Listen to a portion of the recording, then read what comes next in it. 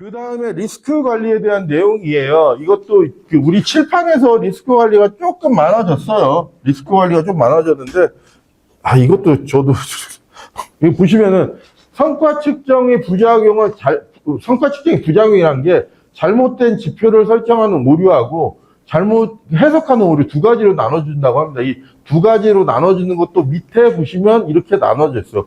호소노과, 허무지표, 사기저하, 매트릭스 오형. 그다음 이게 잘못된 지표를 설정하는 오류고요.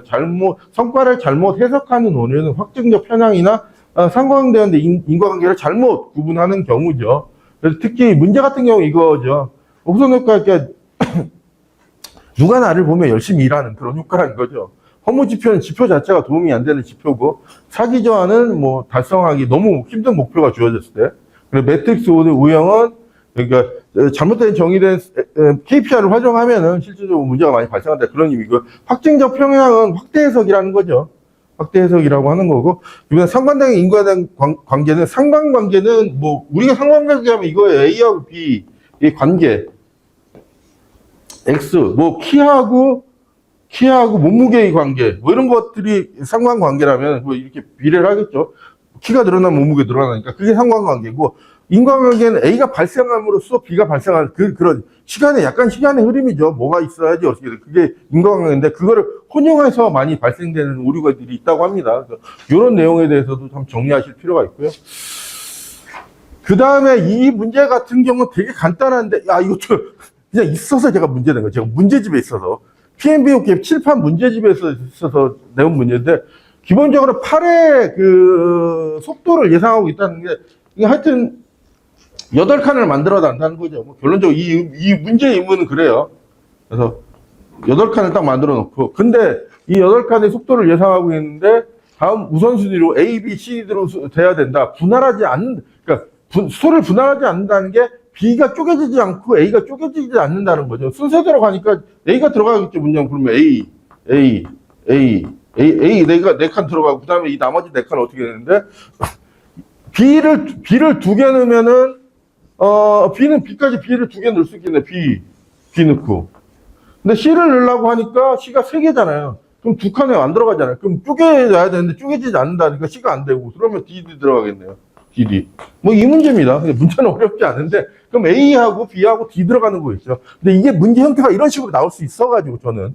이게 문제집에 있는 문제예요. 제가 나온 게 아니라. 그래서 이런 식으로도 문제가 나올 수 있다.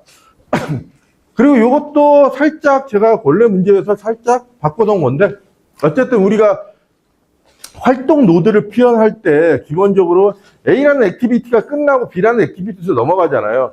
그때 요거를 어떻게 표현하는 거, 요 내용을 알 수 있느냐는 건데, 기본적으로 포워드 스케줄링을 하고, 뒤로 가는 건 백워드 스케줄링을 하는데, 요거 같은 경우에 지금, A 같은 경우에 17이었고, 특히 요거를 봐야겠죠, 요거.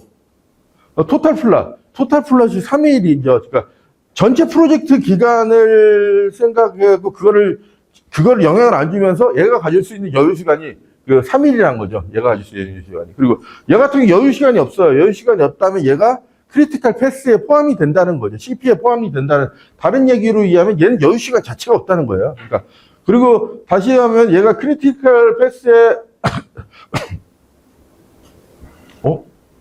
거리가 먼 내용을 고른 건데, 제가, B는 주경로상에 있는 노드다. 맞죠. 거리가 먼 걸 맞는 거.